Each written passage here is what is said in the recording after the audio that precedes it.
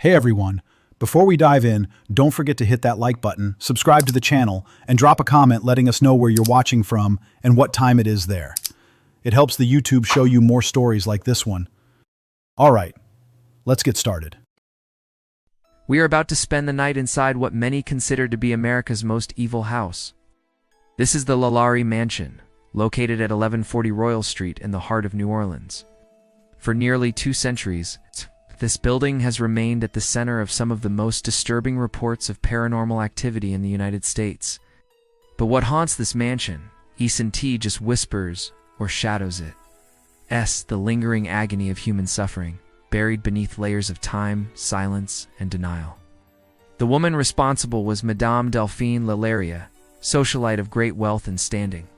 Outwardly, she was the image of refinement and grace, throwing lavish parties for the city's elite. But behind that elegant facade was something monstrous. Delphine LaLaurie wasn't just cruel she, was a nightmare in human form. When the horrifying truth was uncovered in 1834, the public reaction was so explosive that it ignited a legacy of horror that has never truly faded from memory. Tonight our purpose isn't to provoke or entertain. We were here to investigate, to document firsthand what so many others have claimed to experience inside this house. Strange voices, moving shadows, unexplainable sensations. But more importantly, we're here to pay attention to the voices of the past. Those who were silenced in life may still be speaking in death. We will stay until sunrise, and in that time we hope to discover whether those restless spirits are still here, waiting to be heard. The moment you stand in front of the LaLaurie Mansion, you feel it. A crushing weight like the building itself is pressing into your chest. It's not just the age or the legend, it's something else. A tension in the air, quiet dread. The mansion was built in 1832 for Delphine and her third husband, Dr. Leonard Louis Nicholas LaLaurie. On the surface, they were the picture of respectability. But that polished exterior was nothing more than a mask hiding the true horrors that lurked within. Behind these ornate doors, a far darker truth played out. Neighbors began to whisper about Madame LaLaurie's treatment of her enslaved servants. People noticed their gaunt faces, the fear in their eyes. Then came the disappearances. One of the most chilling legends speaks of a young enslaved girl often named Leah, who supposedly fell to her death from the roof while trying to escape a brutal punishment. Many believe her spirit still lingers in the courtyard, repeating her final moments in a silent loop. On April 10, 1834, a fire broke out in the kitchen. Firefighters rushed to the scene, and what they discovered shattered the illusions surrounding this house forever. They found a 70-year-old enslaved woman chained to the stove. She confessed to starting the fire, claiming it was a desperate attempt to avoid being sent to the attic. She told them plainly people were taken to that attic, and they never returned. Her confession led to one of the most terrifying discoveries in American history. When rescuers forced their way past the LaLauries and into the attic, they found a room of pure terror. At least 7 enslaved people were found chained and mutilated, starved, beaten, and experimented upon. Newspaper accounts, including one from the New Orleans Bee, described the scene as too frightful to describe. Victims were fitted with iron collars and subjected to gruesome medical abuse. The city was stunned. Even before this, LaLaurie had been charged with cruelty, but always escaped justice. The attic's discovery unleashed pure rage. The mob quickly gathered and stormed the house, destroying everything in sight. But Delphine and her husband slipped away in the chaos, vanishing into the night. They fled to Paris and were never punished for their crimes. Some say Delphine died in France. Others claim her remains were secretly brought back to New Orleans. Either way, the souls of those who suffered in her home remained behind, trapped in the house that became their prison, and now their tomb. We've now set up base camp in what was once the mansion's main parlor. Night has fallen. We placed night vision cameras in the halls, set up digital recorders for EVP capture, and prepped REM pods throughout the rooms. These devices detect electromagnetic changes, what many believe spirits can manipulate to make contact. We're also using a spirit box, which rapidly scans radio frequencies, allowing any nearby presence to form words, responses, or cries that can be captured in real time. As we begin our investigation, the change in atmosphere is immediate. The temperature drops, the air feels heavy, almost thick. Every creak seems louder, every shadow more alive.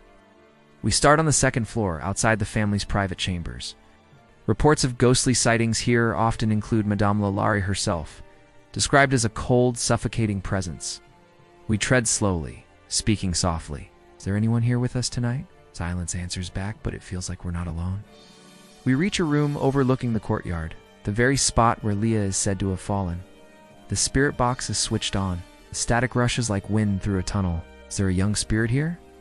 Are you the girl they call Leah? There's a pause. And then, almost inaudible, a sound forms. "Help!" Everyone freezes. We replay the audio clearer now. "Help!" We ask again. "Can you tell us your name?" Suddenly, the REM pod nearby lights up and lets out a piercing beep. No one's near it.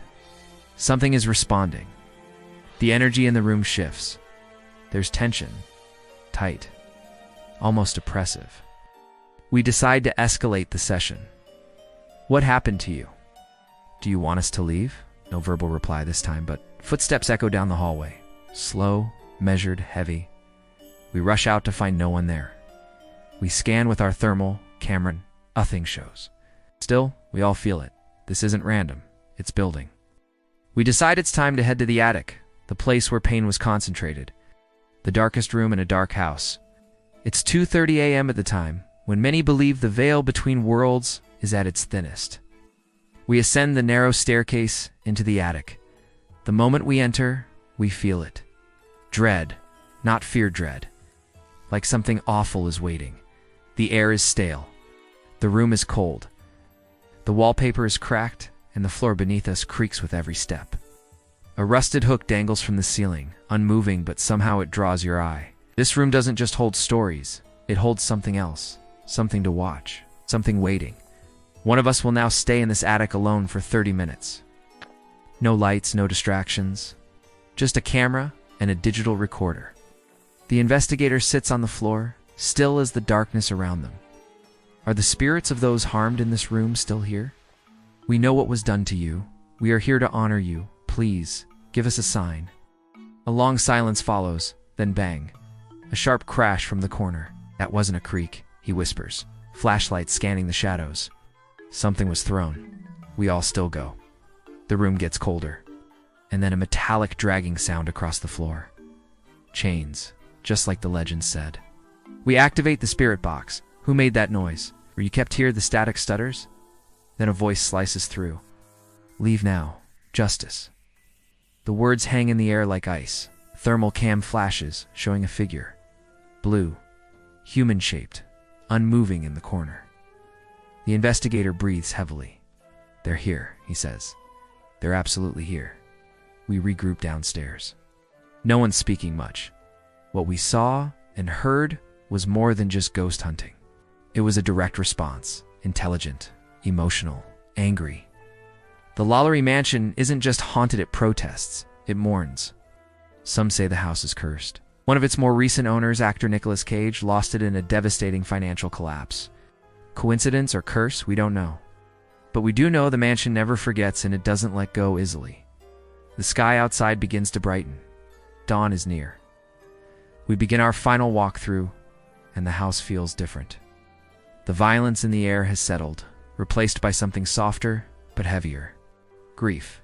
This isn't a horror movie setting, it's a graveyard made of wood and silence. Every room we enter feels occupied, even if we can't see what. As we gather our gear, it's clear we came looking for ghosts, but we found pain. Historic, personal, and undeniably real. We survived the night inside the LaLaurie Mansion. What we captured, voices, sounds, thermal anomalies, is some of the most compelling evidence we've ever recorded. But beyond the footage, it's the feeling that stays with you. The weight, the sorrow. These spirits aren't just echoes, they are cries for recognition, for justice, for peace. They are not performing. They are remembering. And now, so are we. As we pack up our equipment and step back into the early morning light, the silence inside the LaLaurie Mansion lingers behind us like a held breath. What we captured may fade with time, but the feeling, it stays. This house isn't just a place, it's a presence. A haunting reminder of how evil can hide behind beauty and how suffering can etch itself into the walls. We leave with respect, with evidence, and with a promise to never let these voices be buried again.